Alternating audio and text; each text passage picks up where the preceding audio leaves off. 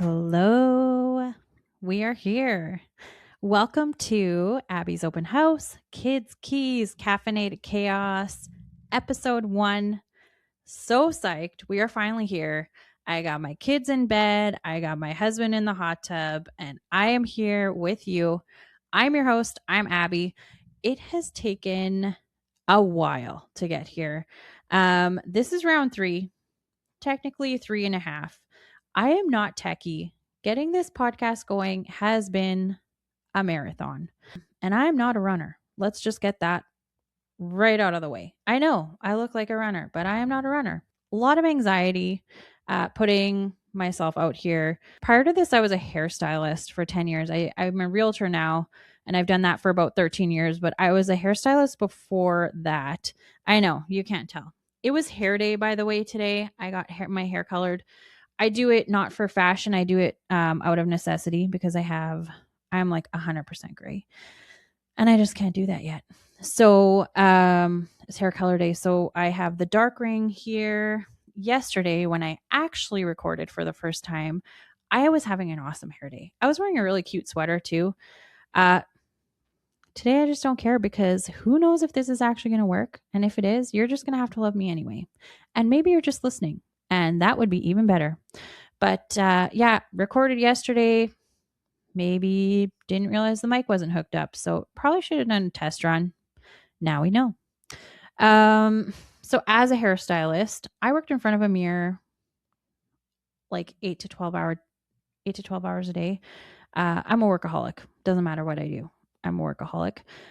Worked in front of a mirror all day. You try doing that when your hair looks like crap. You got dark circles under your eyes. When you're a busy hairstylist, just a note, a lot of the world's best hairstylists, or in small towns, I mean, when you're a big hairstylist in the city, you can probably do whatever you want. But usually, don't judge your future hairstylist by the quality of their hair. If their hair is really nice and trendy and whatever, chances are that they just are friends with a really good hairstylist that will do it for them. Usually the good hairstylists have crappy hair and roots because they're too busy doing their actual clients. So that was me staring in the mirror 24 hours a day. Well, okay, 8 to 12, whatever. And I have a permanent grumpy face, resting bitch face. That's me. Hello. And now I'm in front of a camera here, and it is my worst nightmare. So I am back. I'm going to feel like crap right after this, and that's going to just be okay. When we got, there was a new staff member at my current work a while back, and I had gone over to introduce myself, and because I'm a people pleaser, which we'll discuss a little later on, I had said, hey, like, welcome here. Just so you know, I look grumpy, and you'll probably think I'm mad at you. And don't worry, I'm not. I just look like this all the time. And when I'm stressed, I look angry and I look really grumpy. Feel free to ask me questions anytime. Here we go, whatever. And she's like, oh, yeah, don't worry about it. So and so already told me about that. And it's like, thanks for that. My reputation precedes me. But that is okay. So here we are. If I look grumpy, I'm not, or maybe I am. And if I am, you'll be hearing the rant anyway. So today's episode, we are here, episode 1. By the way, today's episode will be a little different since we are kicking it off. We're going to talk about who I am, why the heck I think I'm worthy of your time, and what you can expect on this journey together. We're going to talk about resolutions, New Year, same me. Don't hate me. We are talking about resolutions. It's January 7th or 8th or whatever day it is, or whenever this comes out. Maybe it'll be August by the time this comes out, because who knows how the heck I'm going to get this edited.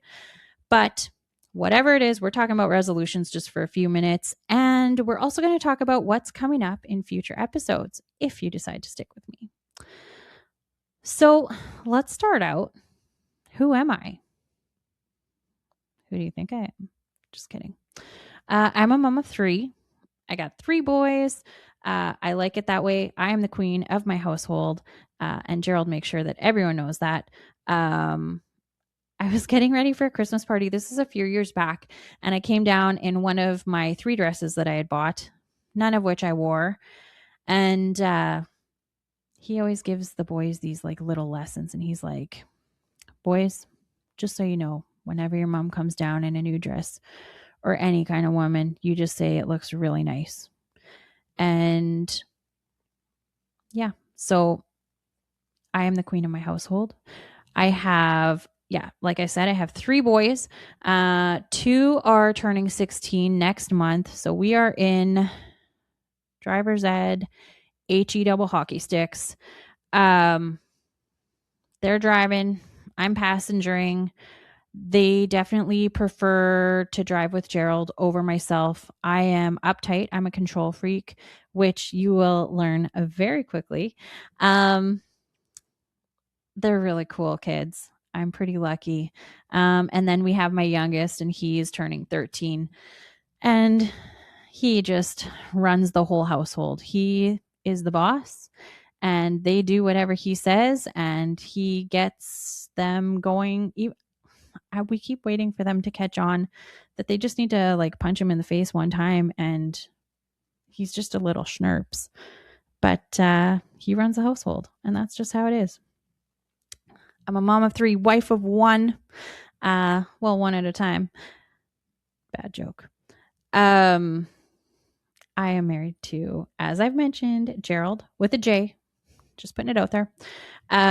We've been married it'll be 3 years, I believe. We were together for a long time before that.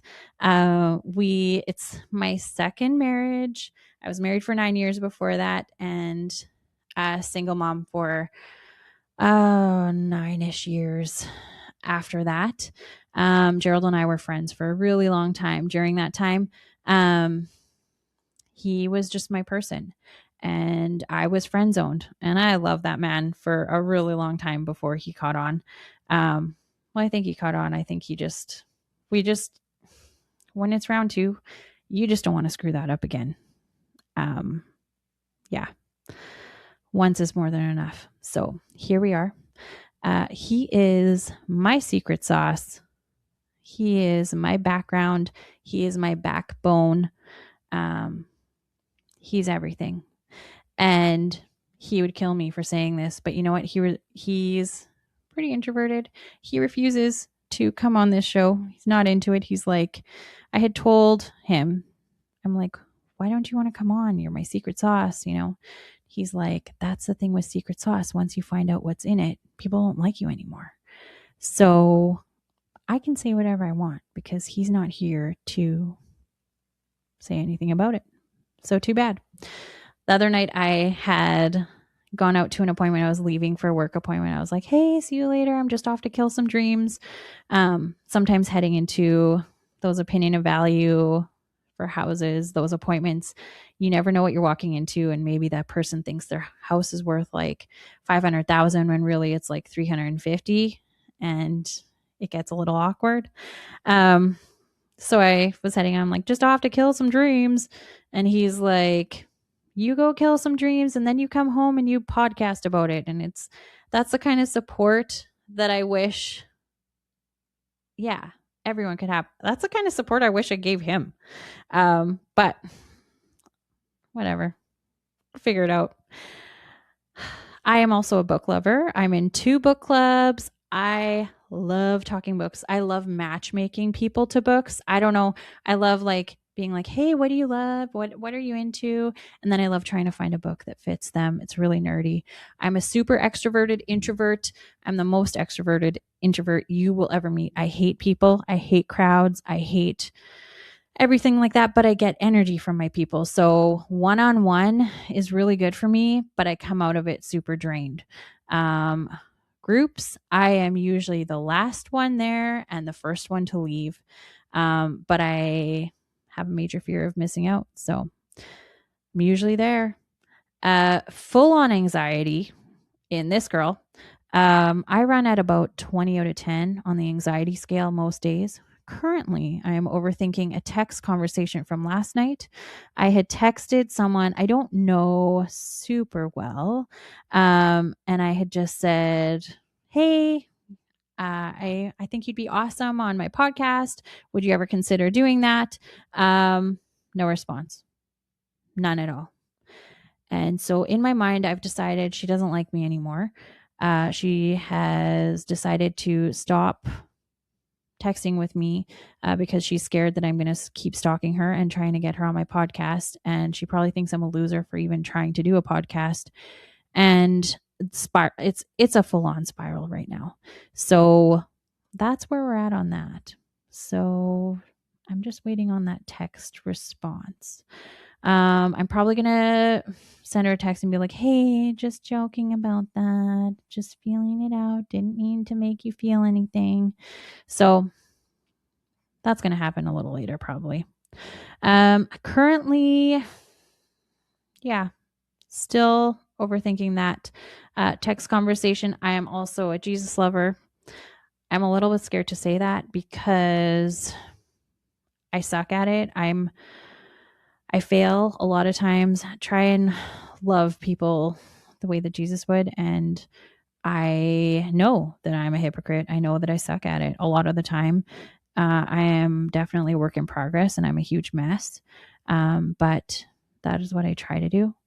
I am a people pleaser.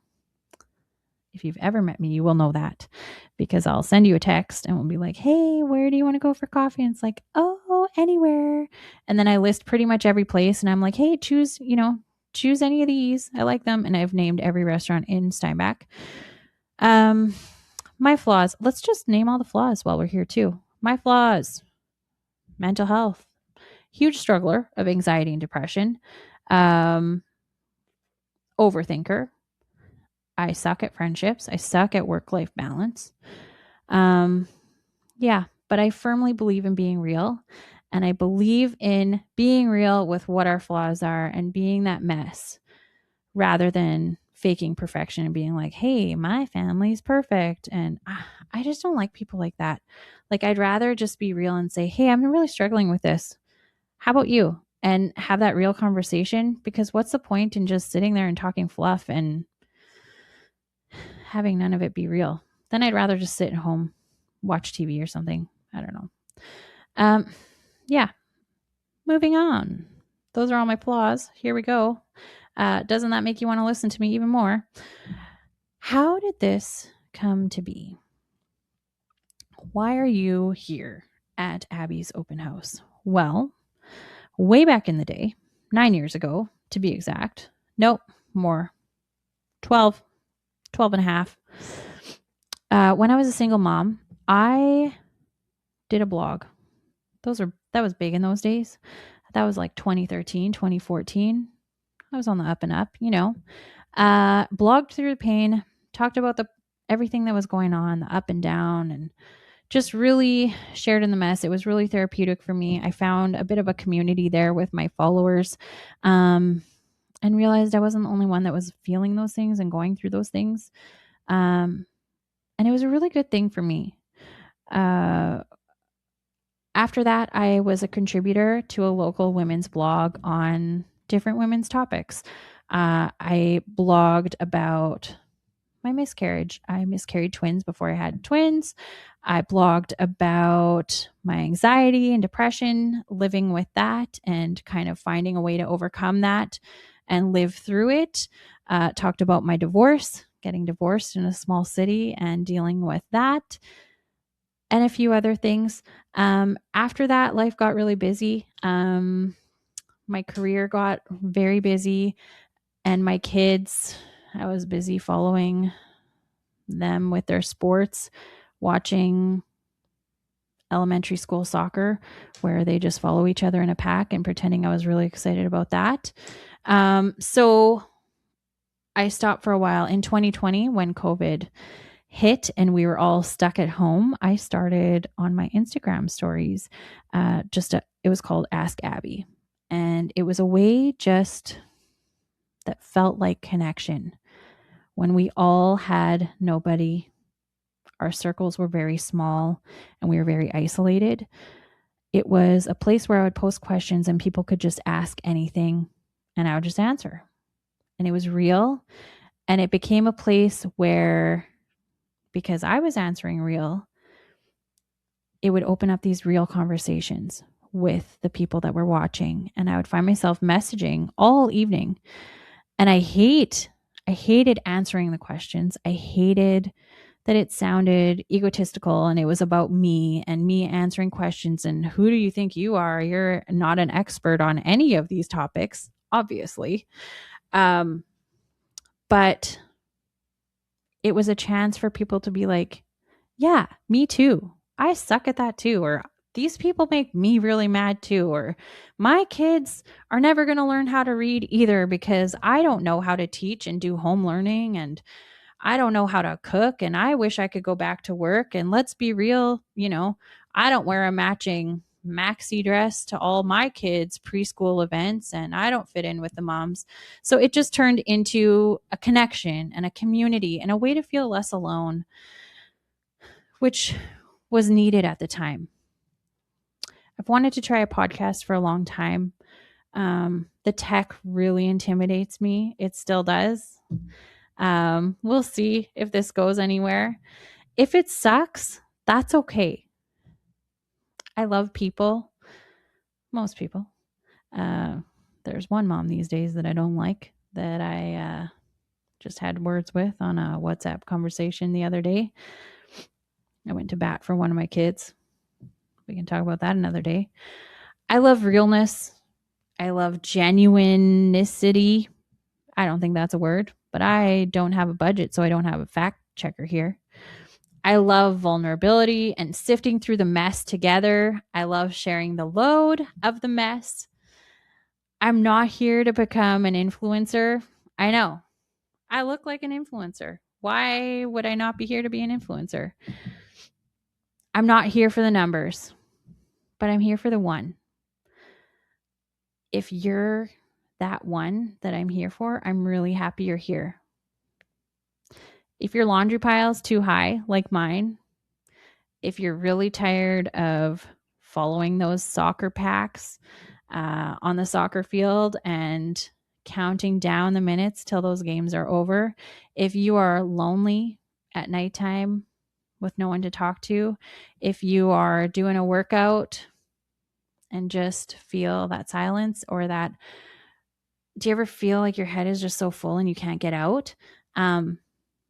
That's what I'm here for. So I just thought if we could have like 40 minutes of light, that would be amazing. So let's talk about today.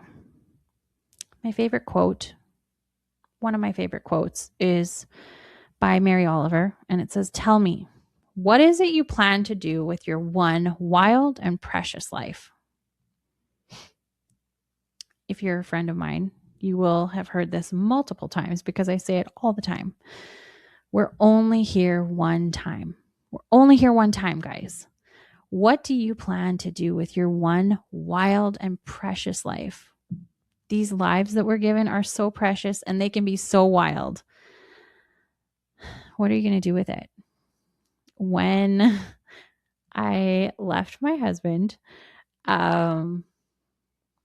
it was everyone's birthday year in my family. It was like my 30th, my sister's 40th. There's a whole bunch going on. So we all went to Vegas with my mom. We ended up going to Kim Kardashian's birthday party at one of the clubs. We brought my mom there. It was so fun. I'm a huge celebrity person, so it was a big deal. I think Kanye was there too. It was back in those days before the train wreck. Anyway, I took my shared credit card at the time and I would just pay for all the taxi rides, everything. And the whole theme of the weekend was YOLO. You only live once. Was that a bad example? Yes. Did I end up having to pay for all that? Obviously. And 10 times and 5 million times over, actually. But we're only here one time, guys. What are we going to do with this one wild and precious life that we're given? I believe that Gerald really hates that this is my saying because he lives in fear for the burnout that usually comes when I overdo things. This summer, I said to Gerald, I just said, I've always kind of felt like I'm going to die young. And I just feel this urgency to do all these things and, get everything in that I can and make the most of every moment. And Gerald looks over and he's like, you're not young, right? And so he killed my dream a little bit. And I am not young. That's very true. But I think the important part is that there is an urgency. We're only here one time. And there's so many opportunities and there's so much to do. You got to pack your day full. And it's really hard to get it all in. And are there days when I can only sit on the couch because I'm so freaking burnt out and I don't feel like doing anything? Yes. But there's enough other things that get me excited and give me a reason to get out of bed in the morning when that heaviness is taking over. Just the idea that there isn't much time in this life that we're given. And I hope that I live forever. I mean, I hope that I'm here for a really long time, but I got to make the most of it while I can actually move around too, because we're going to get older, apparently. So yeah, I sign up for everything. I was scarred by home learning during COVID. So after that, during COVID, I actually swore, I said, if we ever go back to normal, these teachers are getting so appreciated. I am never, ever going to forget this moment. So I've made it my mission to never forget that moment. And so at our school, we do a staff snack. So parents supply a staff snack every Tuesday, which is awesome. I have taken over arranging that to make sure that they're all looked after. And I bring staff snack once a month. I am that person. Most people do once a semester or once a school year. No, we are doing once a month. It is a line in our budget, if we had a budget, which needs to happen, but that's a conversation for another day. I also help out leading grade 12 small group. I do this seniors thing when my last grandma figure, my Auntie Joyce, passed away 2 Januaries ago. That was my last grandma figure. So I started forcing myself on these grandmas at a seniors complex here in town. And I call it Abby Needs a Grandma. We go there every 2 weeks. I was there today. We made snow globes. They were a disaster. I am not a crafts girl, but these ladies have adopted me and it's so awesome and it's so fun. And I am going to a birthday party there on Saturday. I try and speak when I can. I get to speak at camp. I spoke there last summer. I get to do it again. I did a mother-daughter retreat last year. I speak in my kids' chapel sometimes. I want a full, wild, and precious life. I want to make the most of it. I don't have the energy for it most of the time, but I'm sure going to try. With work, I want to be the best in my field. And that really throws off my work-life balance a lot of the time too. And Gerald is the one who pays for it a lot of the time because I'll get burnt out and then I have a day or two where I'm just sick in bed, can't get out, tired. And it's the worst for him because he can't control it. And to that, I wish I felt worse about it, but to me, it's worth it because of all the fullness that I've gotten in. And if I got to take a day or two off, it's worth it to me. What's that, like count the cost or something like that? I don't know. Anyway, that is the cost of being wild and precious. I actually have a Bible verse I want to talk to you about. John 10 verse 10, I talk to my grads about this all the time in small groups. And it says, I have come so that they may have life and have it to the full. So I feel like it's biblical too. God calls the willing and not the worthy. I love that. And maybe it's not like, I'm not a theologian, so like, I don't care if I'm wrong, but I like that saying. Anyway, fear of missing out. Big deal. That's a really big deal. Do I have joy of missing out sometimes too? Yeah, totally. We are deep into Handmaid's Tale right now. I don't know if you've watched that. It's wild. It is NSFW, not safe for work. I just had to like throw it in there because I'm currently obsessed with that saying and I had to Google it a long time ago well, okay, maybe like 6 months ago to figure out what that meant. I always thought it was like something fashion week, FW, right? Is that what you always thought it was too? Um, I don't know why. I think when I first saw it, it was because it was regarding an article about Tyra Banks, maybe, and then like 6 degrees of separation. It's like fashion week. She was a model at one point. I don't know. Anyway, Tyra Banks. So we were talking about this at supper last night. And Gerald's like, oh, yeah, she was really good back in the day, blah, blah, blah. And it's like, really? So my boys had to watch us argue over whether or not Tyra Banks was good looking back in the day. And then I let it slide that Gerald's celebrity crush is Elizabeth Hurley. She's like old, like older. If you're like in your 60s, 70s, I don't think you're old. But like to have a celebrity crush, we're 42. She's like for sure in her 60s. And that's who he's choosing. Whatever. Okay, cool. I'm not feeling that threatened. I gave him a poster of her from one of her movies when I was friend zoned, and he hung it up in the shop. And it's like, you know what? You go for it, because she was older than he is now when that movie came out forever ago. I don't know. How did we get on this? Joy of missing out. FOMO, though. There is the Grand Slam of curling right now going on in our community. Do I like curling? I know nothing about curling. I sponsor a girls' curling team, which I love. Go Team Weep. I believe it's Team Weep. Curling, not my specialty, but everyone's freaking out about this curling. And I'm like, crap, am I missing out? I was mostly excited because there is a coffee booth there at the event center. And I thought it would be closer than going all the way to their actual setup at Sobeys in town. And I called my friend who runs it, and he needed a ticket to get to the coffee shop. So last night I said to Gerald, I'm like, hey, should we be going to this curling thing? Like, it's Olympic level curlers. I don't know anything about curling. Also, I hate the Olympics.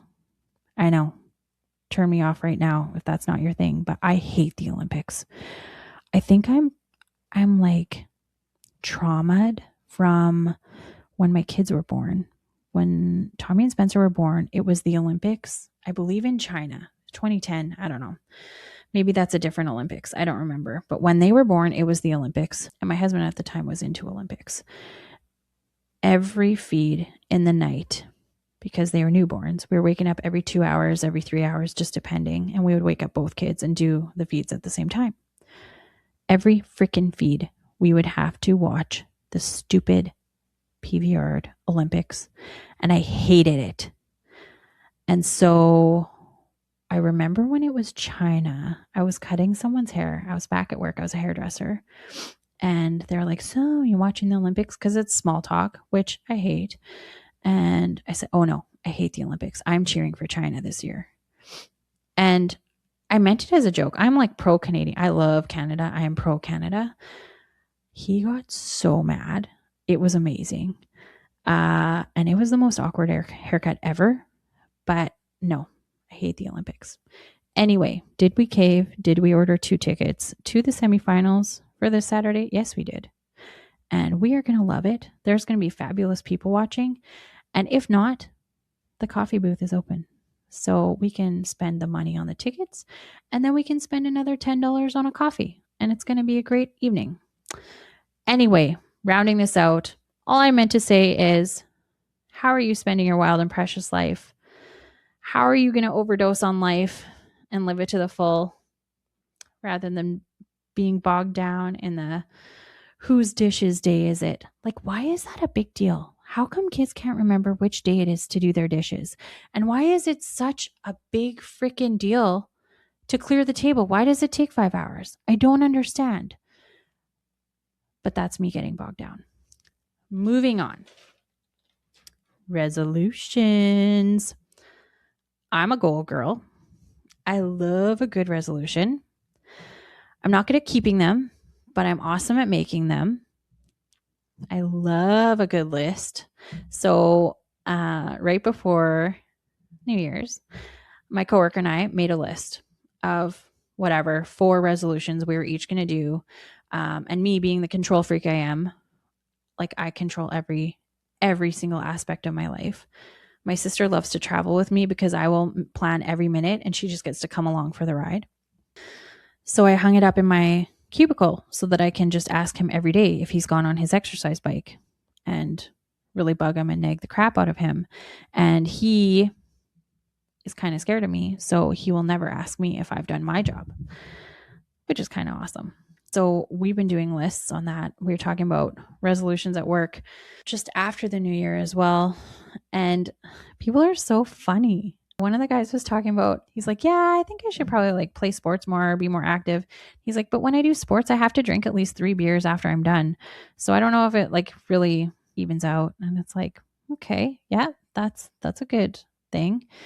And then one of the girls is like, she's like, oh, it was awesome. I had the flu over the holiday and I lost 4 pounds. She's like, that's the best thing I could have done because I left on holidays after and it was great for the bathing suit. And it's like, so like, should we be resolving to get the flu?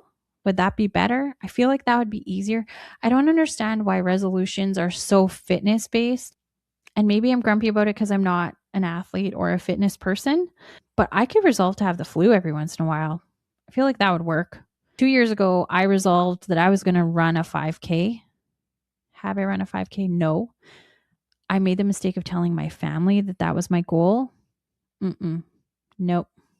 They laughed at me. Like they literally laughed at the breakfast table about it. And so I never told them anything again. I just told them very attainable goals of like how many books I wanted to read in a year because no one needs that kind of negativity in their life. When I'd go on the treadmill to like try it out, they'd be like, so how's that 5K going? And it's like, you know what? You can shove it. I ran into one of my Instagram friends. We hardly know each other like that we exist in real life, but I have run into her in real life one time this Christmas. And then I saw her at lunch just 2 days ago. And so she came up to me. Well, I actually called her over.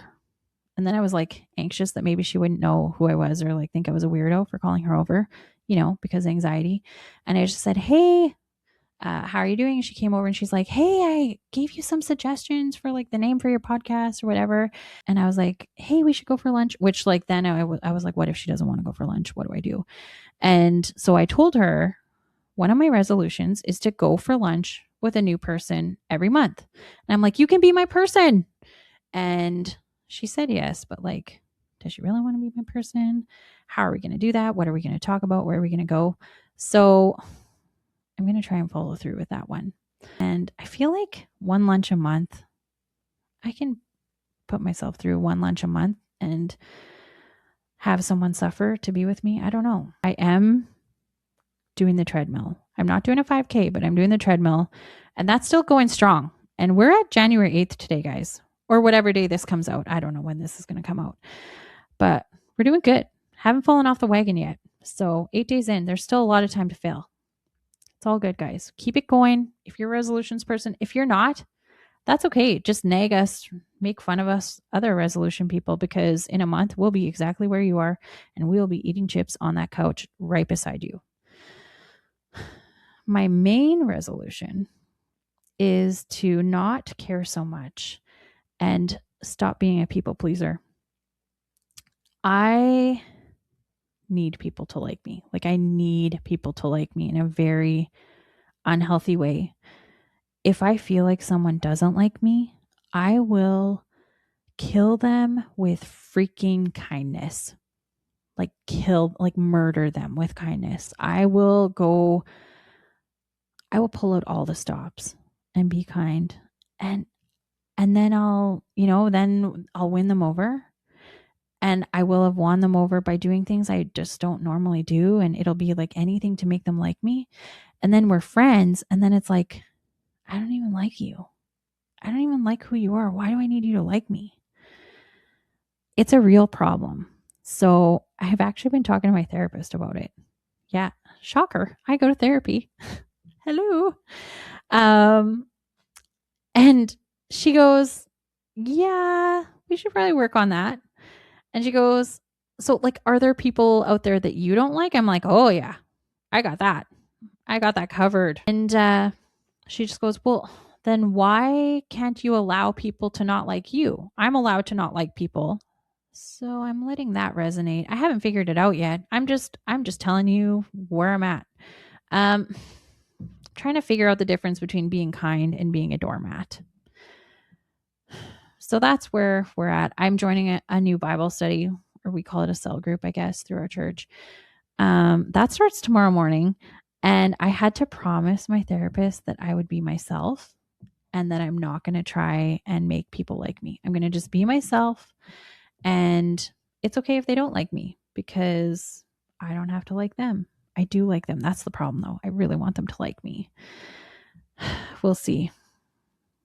My biggest mistake was telling my therapist that I filter what I tell her so that she likes me.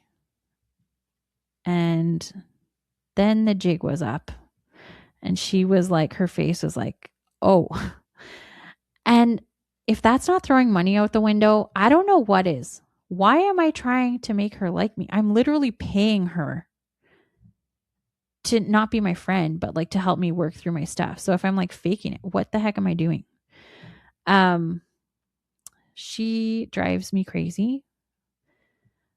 You know what's annoying? She'll say, I'll like tell her something. I'll be like, hey, like, how do I do this? Like, I just want her to tell me, like, how do I fix it? Let's do this. Right. And she'll be like, so why do you think you do things you do? Or like, what do you think? And I'll be like, no, tell me. I just want the answers. You know, she makes me do the work. How annoying. This spring I told her I wanted to have a trauma-free summer. I don't like the word trauma, but I was going through a literally capital T trauma and trying to deal with it. And I just said, hey, can we get this like wrapped up? Like I want a 4-step thing. I want to work through it. Give me some homework. And then I can have a summer that's trauma-free. And she laughed at me, but it's like, no, I need a goal. Give me a book that just says, what do I got to do to get from here to here? I don't know. I realize that it's a lot of work, but something magical happened and I was trauma free for the summer. I got triggered, which is another word I hate, but it actually was a legit trigger this fall. So I like had a little bit of a backslide, but it was pretty sweet that it happened. I feel like it was just a fluke, but whatever. I like to have a goal. I'll keep you posted on the people pleasing.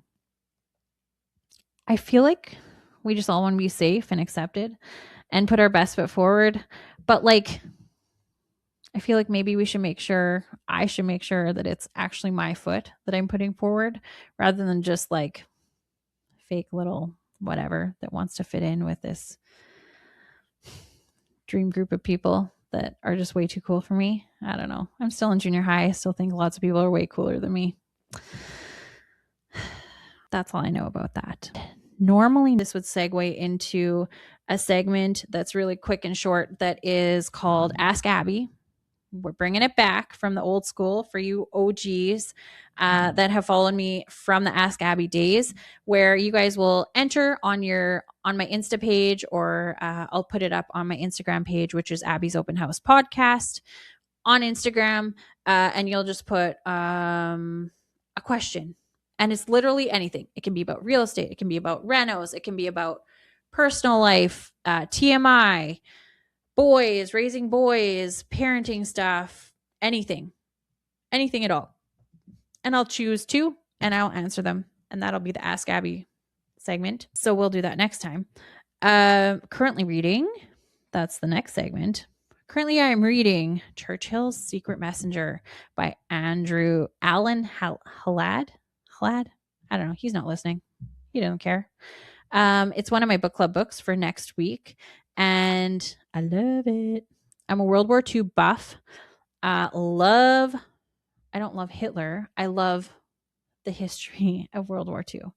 Nazis, concentration camps. Like when we were going on our honeymoon, I researched how much it would cost to go to concentration camps. Like that was my ideal honeymoon, which we did not do because it costs a lot of money apparently. But one day we will get there. and it will be very depressing and amazing, and it'll be my dream come true. So this is a World War II historical fiction, a bit of a love story in there, which obviously always makes everything great. It's not super graphic. It's good. I think I'd recommend it. I'm not done yet, but I feel like it's good. My next read is going to be for my other book club. I just realized I'm actually not going to be out of town, so I'm going to be there. So I need to get reading.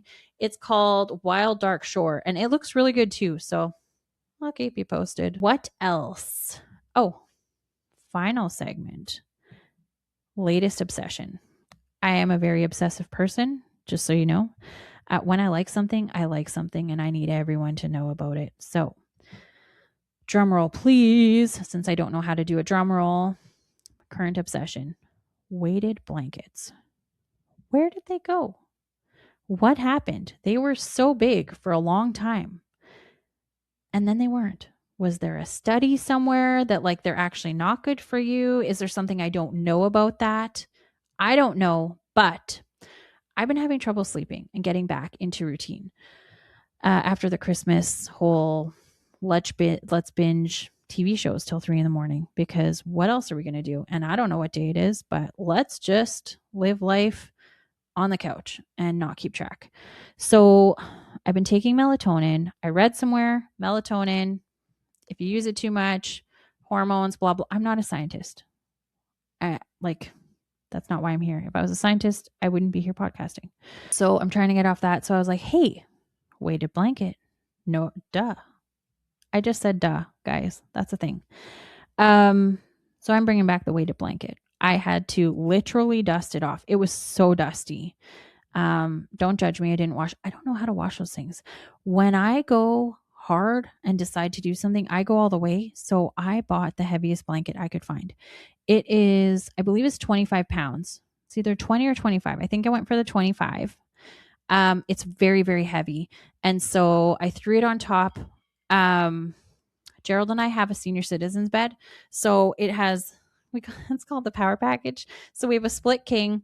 And so he has like one side, I have the other, and I can like incline so I can read at night. And he doesn't have to incline with me. And then I can like incline my legs to like raise them up and stuff. It's really fun. And there's a vibrating function, which is awesome.